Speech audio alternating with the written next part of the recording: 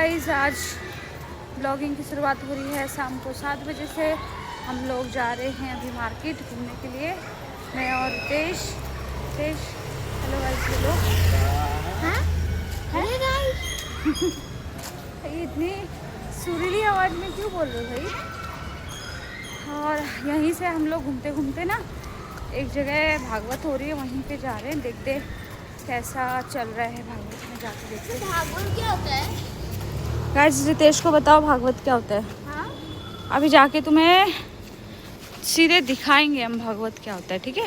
देखो गाइस, आज मार्केट में बहुत कम लोग दिखाई दे रहे हैं, पता नहीं क्यों। आज फ्राइडे ना, बंद रहती है ना, बहुत सारी शॉप्स बंद हैं आज, इसके लिए लोग कम दिखा। उधर ही आगे भागवत हो रही है, देखो आवाज़ भी आ रही होगी आपको। तो गाइस देखो, हम यहाँ पर पहुँच गए सीधे भागवत जहाँ पे हो रही थी वहाँ पे। यहाँ ये एंट्री का गेट है। रितेश फटाफट चलने लग गया आगे, और हमसे पहले जो हमारे 2 जन थे, हमारे उत्तराखंड की 2 दीदियाँ थी, वो पहुँच चुके थे। हम लोग को आने में लेट हो गया था, तो वो लोग बैठे हुए हैं। उसके बाद फिर हम लोग भी जाके उनके साथ बैठ के सुनने लगे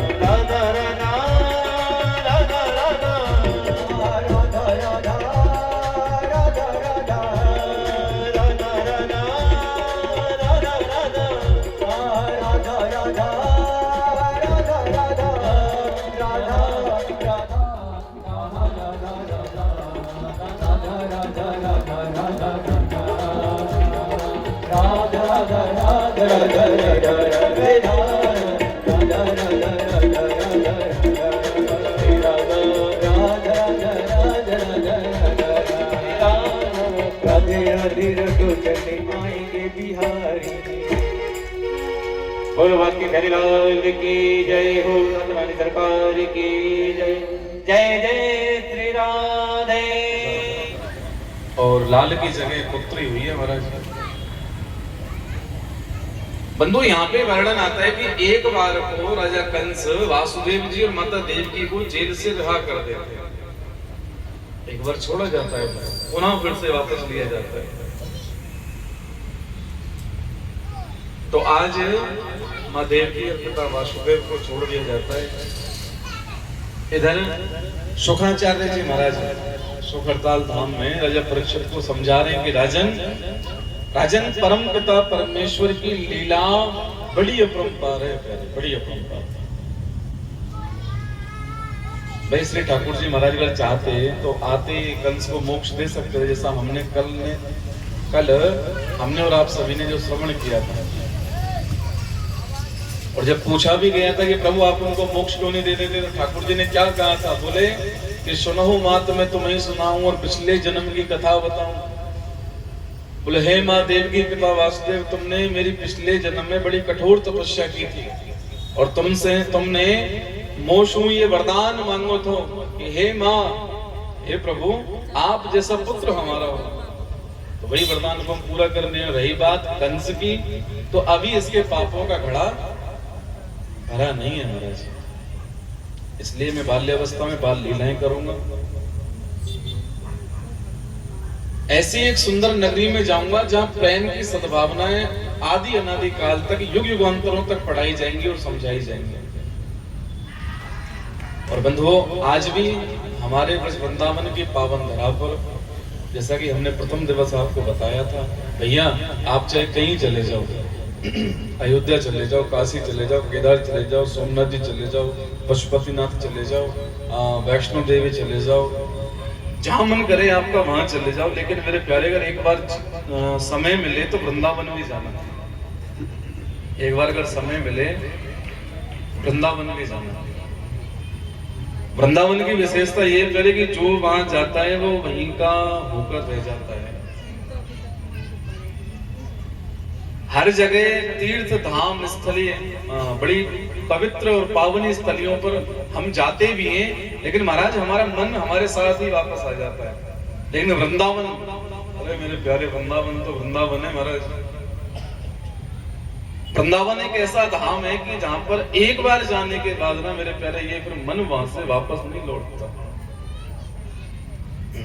इसलिए कहते हैं चलो रे मन वृंदावन की ओर। महाराज बहुत दिन रह लिए महाराज, चलो वृंदावन की ओर।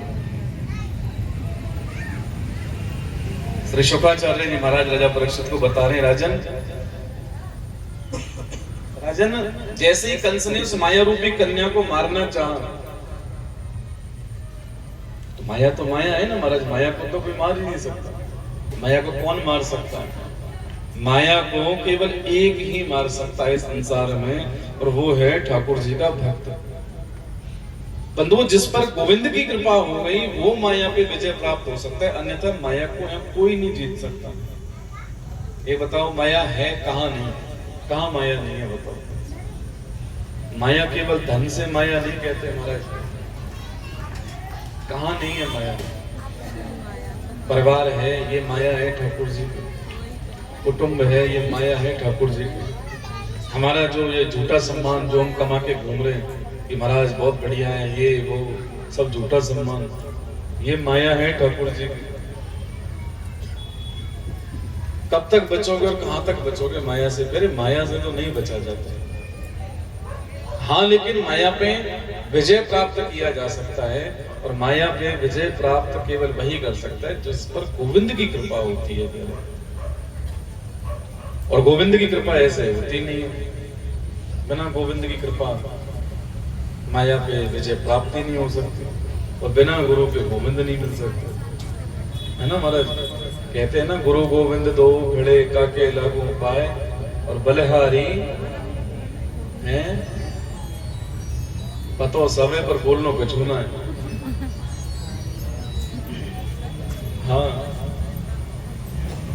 ये गुरु गोविंद दो खड़े और काके लागू पाए, बलहारी गुरु आपने गोविंद दियो बताए।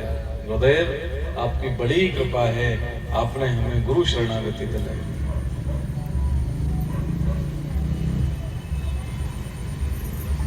सुखाचार्य जी समझा रहे हैं परीक्षित को कि राजन, आज पुनः कंस ने फिर आपातकालीन सभा लगाई है, और उस सभा में महाराज बड़े से बड़े दैत्यों को आमंत्रण भेजा है। बोले प्यारे, आप भक्त है तो सत्संग करेगा, नेता है तो राजनीति करेगा,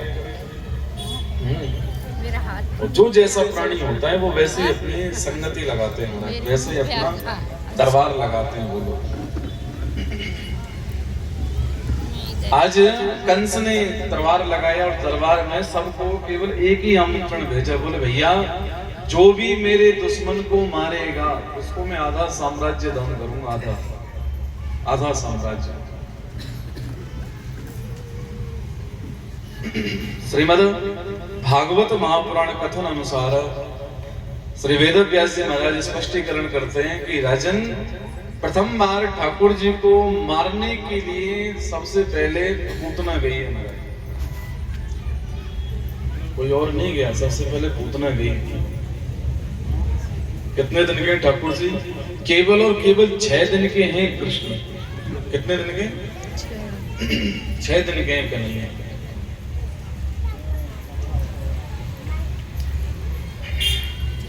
बंधुओं, 6 दिन के ठाकुर जी बड़े सुंदर महाराज। इधर जैसे ही वे अंदर प्रवेश करते हैं, पूतना जाती है भेष बदलकर, जैसे ही अंदर प्रवेश करवाते हैं, क्या नाम है, गोकुल की नगरी में, तो जितने भी ब्रजवासी, अच्छा हमारे यहाँ ब्रजवासी ना थोड़े से महाराज चुलबुले से रहे। चुलबुले कहे तो महाराज कि हमारे यहाँ मजाक बहुत चलता है अपने वृंदावन में। तो पूतना भी महाराज बढ़िया भेष चकाचक रखे गई है, बढ़िया खूब लंबी चौड़ी ठाड़ी। भाई राक्षस नहीं है तो बढ़िया ही होगी, है ना? खूब लंबी ठाड़ी पूतना है, बढ़िया साड़ी पहनी है पूतना ने, खूब श्रृंगार करियो पूतना ने। अब तो महाराज जैसे ही पूतना अंदर प्रवेश करती है, गोकुल नगरी के अंदर प्रवेश करती है, समस्त ब्रजवासियों ने पूतना को देखा और देखते बोला कि भैया ये कौन है? बोले अरे इतनी बड़ी तो हमारे गोकुल में कोई भी ना है, वो जितनी भी हैं यहाँ पे इतनी बड़ी तो कोई भी ना है। बोले हो सकता है शायद ये मैया यशोदा की कोई दूर की रिश्तेदार हो,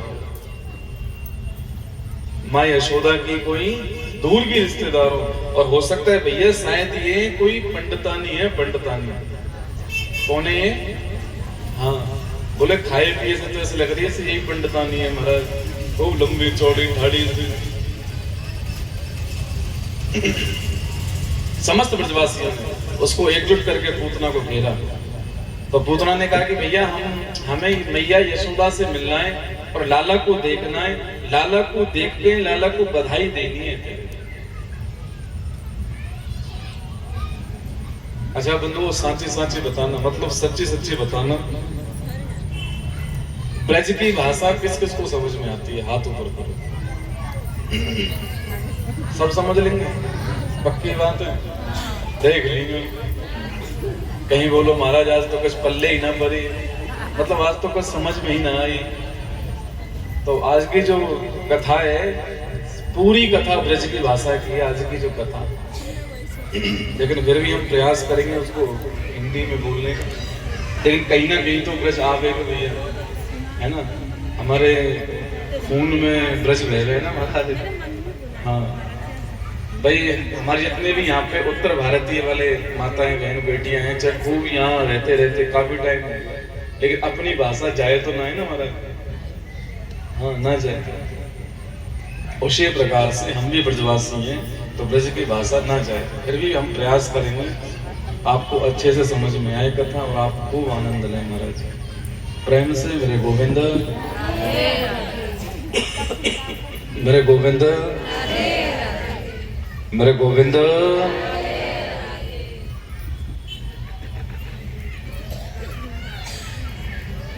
बंधु, पूतना ने महाराज समस्त ब्रजवासियों को पूछा, बोले भैया हमें ना यशोदा से, माँ यशोदा से मिलना है। सबने कहा, बोले देवी आप कौन हो और कहां से आई है? तो कहती हैं, बोला तुम हमको नहीं जानते? बोले हम यशोदा की दूर की रिश्तेदार की एक मौसी की लड़की है महाराज, मतलब हम बाकी बहन लगे रिश्ते में, और हमें जरूर जल्दी से जल्दी उनसे मिलना है। श्री शुभाचार्य जी महाराज राजा परीक्षित को बताते, राजन कुछ ब्रजवासी महाराज, कुछ ब्रजवासी पूतना को अंदर छोड़कर आते हैं। ध्यान दीजिए इधर। अच्छा, इधर समस्त नगरी में एक ही शोर हो रहा है। क्या शोर हो रहा है? केवल एक ही शोर कि है गयो, है गयो, है गयो, है गयो। दुनिया पूछे, बोले भैया कहाँ है गयो? अरे भैया, अरे 70 साल की यशोदा पे लाला है गयो। मैया की वृद्धावस्था है और 70 साल की यशोदा पे लाला है गयो। अच्छा, यहाँ पे वृंदावन का एक भाव है, वो सुनाते हैं आपको, भागवत जी में भी आता है वर्णन, क्योंकि हमारे ब्रजवासी थोड़े से है ना चुलबुले महाराज, तो उनका एक भाव बताते हैं हम आपको। समस्त जब गोकुल नगरी में जब एक बात चल रही थी कि है गयो महाराज, अंदर से ना अंदर से एक वृद्ध माता बाहर निकलती है। चलो भीने जा रहा हूँ। जैसे ही बाहर निकलती है तो बाल वालों से पूछती है, बोले भैया कहाँ भयो, कहाँ भयो, मतलब कहाँ भयो, क्या हुआ? तो कहाँ भयो, कहाँ भयो। सब कह रहे हैं कि है गयो, है गयो। वो कह रही है कहाँ भयो, कहाँ भयो। तो कोई ना बता। अच्छा, नंद बाबा की 9 लाख गाय हैं, 9 लाख। कितनी गाय? 9 लाख गाय। अरे नंद बाबा की 9 लाख गाय हैं और बढ़िया खूब चकाचक माखन है, माखन करे, माखन के लड्डू बना रखे हैं ब्रजवासी ने, और महाराज एक दूसरे में फेंक के मार रहे हैं। भाव आ रहा है समझ में कि एक दूसरे को इधर उधर फेंक के मार रहे हैं महाराज, खूब माखन लुटा रहे हैं पूरे ब्रजवासी एक दूसरे को। उतने में प्यारे वो मैया आती है, उतने में वो मैया आती है। मैया कहती है कि कहाँ भयो। अच्छा मैया है वृद्धावस्था, पोपली मैया है। पोपली समझ में आवे कहा है? पोपली मतलब मैया के दांत ना है प्यारे। हाँ मैया के दांत ना है, केवल होठ ही होठ है। अब मैया ने तो जैसे ही कही है कि कहा भयो, मतलब कहा जैसे कहा बोली है, मुख खुल गया प्यारे। और जैसे ही मुख खुला ब्रजवासी ने कोला बनाया, फेंक के मारा महाराज। और मैया के दांत तो थे नहीं, मुंह में गए, मैया गटक गई भीतर एकदम महाराज। माखन को बोला, मैया अंदर गटक गई प्यारे। और जैसे ही मैया गटक गई तो मैया को डकार आई। फिर से पूछा, बोले हाँ अब पता चली कहाँ भयो। बोले भैया मुंह तो मीठो है गयो, पर यूं बता कि कहाँ भयो। अरे बोले मैया देख यशोदा पे लाला है गयो, यशोदा पे छोरा है गयो। अब तो प्यारे समस्त ब्रजवासी, समस्त ग्वालें, समस्त वृद्ध माताएं जितनी भी हैं, सब लाला के दर्शन करने जा रही हैं। सब लाला के दर्शन, और सब खूब श्रृंगार कर करके जा रही हैं, खूब श्रृंगार कर रही हैं सब। वही मैया जाने अभी माखन को बोला गटको, यौवन अवस्था में कभी श्रृंगार न कियो, आज वो भी श्रृंगार कर रही है। और श्रृंगार भी कैसे कर रही है महाराज? जो आंखन पे लगाने को वह गालन पे लगा दिए, जो गालन को वह माथे पे लगा रही है, होठन पे आंखन पे लगा रही है, मतलब उल्टो सीधो श्रृंगार कर रही है। देखियो मधुमंगल है, ओ श्रीदामा लाला देखियो मैं कैसी लग रही हूँ। बोला अरे भैया तू तो बहुत सुंदर लग रही है प्यारे। ये भाव लेकर वो मैया लटकती लटकती पहुंचती है नंद भवन तक। और नंद भवन में जाके क्या देखा कि वही पूतना, जिस पूतना ने वेश धारण किया हुआ है, सुंदर सा वेश बनाया है पूतना ने, वही पूतना कक्ष पे भी खड़ी है। अब वह ठाकुर जी को अंदर लेकर जाती है, क्या नाम है, पूतना को अंदर लेकर जाती है ठाकुर जी के कक्ष में। और जैसे ही कक्ष के अंदर प्रवेश करवाया तो माँ यशोदा अपने लाला को पालना झुला रही है महाराज। कितने दिन के हैं ठाकुर जी? हैं जी 6 दिन के हैं ठाकुर जी। अब 6 दिन के कन्हैया ने जैसे ही पूतना को देखा प्यारे, तो ठाकुर जी मन ही मन सोचने लगे, बोले आ गई मौसी। अच्छा ये मौसी क्यों कह रहे हैं इनको? भाई पूतना को भागवत जी में मौसी का वर्णन दिया है, मतलब मौसी की उपाधि दी है। क्यों दी है? अगर आपने ध्यान दिया हो तो तृतीय दिवस हमने आपको एक कथा श्रवण कराई थी बामन भगवान की। बामन भगवान जब राजा बलि के द्वारे पर आए थे, ध्यान आया कुछ? अरे आया या नहीं आया है? और कुछ ना मांग ले भाई। पहले इसी ने मांगा कि मैं इसको स्तनपान कराऊंगी, फिर इन्होंने दोबारा मांगा कि मैं जहर मिलाकर पिलाऊंगी। बोले अब ये फिर मुस्कुरा रही है देख के, कहीं अब और कुछ ना मांग ले। तो ब्रह्मा जी ने माँ सरस्वती को आदेश दिया कि देवी आप पूतना के सिर पे विराजमान रहिए। फिर महाराज पूतना ने मन ही मन ठाकुर जी से वार्ता की कि लाला लाला बड़ो सुंदर है तू। एक बात बताऊं, अगर तू मेरे भाई का दुश्मन नहीं होता, अगर तू मेरे भाई का दुश्मन नहीं होता तो मैं तुझे यहाँ से ले जाकर बहुत बड़ा दैत्य बनाती। क्या बनाती? राक्षस बनाती। ठाकुर जी कह रहे जय हो मैया, तू हमें राक्षस ही बनाएगी। अच्छा बंधु एक बात पता है, यहाँ पे ना एक पॉइंट समझने वाला है। उस पूतना में जो ठाकुर जी को कह रही है कि मैं तुमको बहुत बड़ा क्या बनाती, हाँ दैत्य राक्षस बनाती, तो प्यारे उसमें कोई ज्यादा फर्क नहीं है प्यारे। बताएं कैसे? सुनिए, हम नहीं कह रहे, रामचरितमानस के उत्तरकांड के चौपाई गोस्वामी तुलसीदास जी महाराज कह रहे हैं, महाराज क्या कि मात पिता बालकन पढ़ावें और उदर भरण का पाठ सिखाओ। आया कुछ समझ में?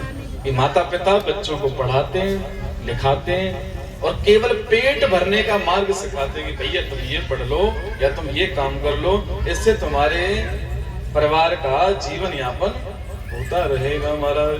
तो उन माता पिता में और इस पूतना में कोई ज्यादा फर्क नहीं है। सच्चाई है बंधुओं कि माता पिता बालक ने पढ़ावे उधर भरने का बाट सकावे। केवल बंधुओं पेट भरने का मार्ग जो सिखाते हैं माता पिता, उन माता पिताओं में और इस पूतना में कोई ज्यादा फर्क है नहीं। क्या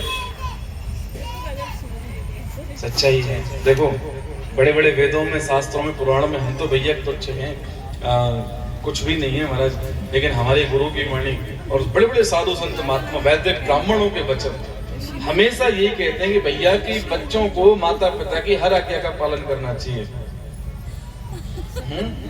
माता पिता को पूजो, उनकी सेवा करो।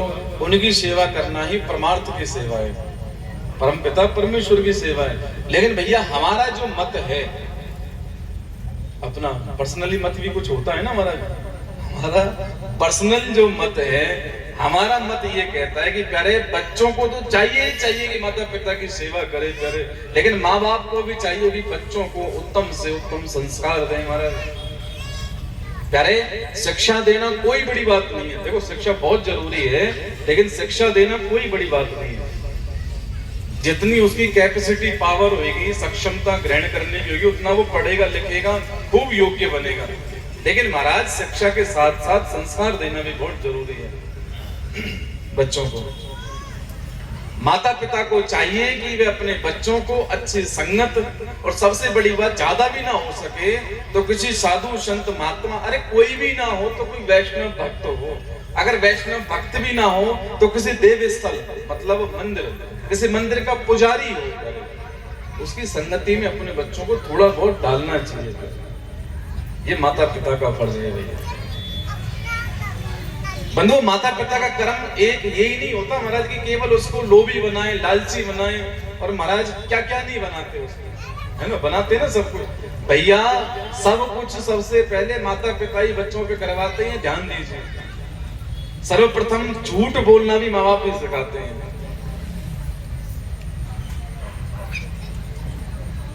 अच्छा नहीं सिखाते, सिखाओ। कैसे कैसे सिखाते हो?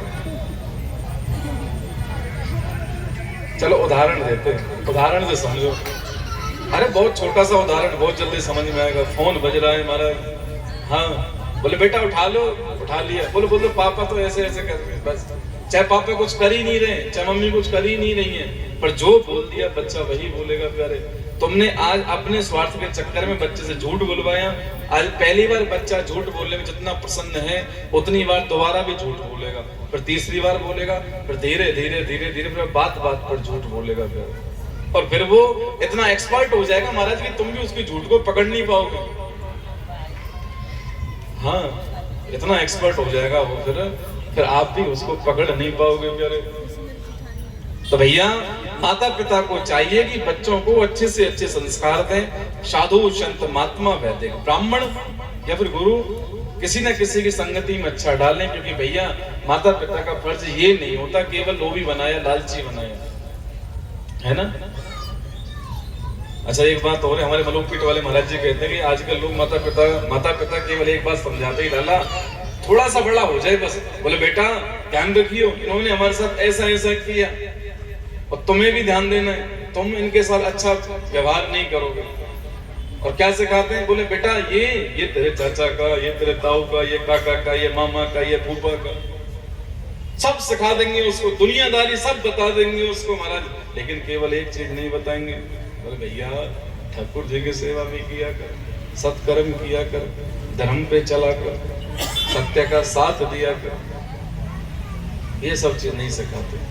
तो हमारा खुद का मत ये कहता है प्यारे कि ऐसे माता पिता में और उस पूतना में, जो पूतना ने कहा है ठाकुर जी, कन्हैया अगर तुम मेरे भाई के दुश्मन ना होते तो मैं तुम्हें पाल पोस कर बहुत बड़ा देता। तो दोस्तों यहाँ पर हम लोगों ने थोड़ी देर वहाँ पर बैठकर भगवद गीता सुनी। फिर उसके बाद टाइम हो गया था, 15-20 मिनट तक हम लोग बैठे हुए थे। फिर उसके बाद टाइम हो गया और फिर हम लोग आगे से घर पे।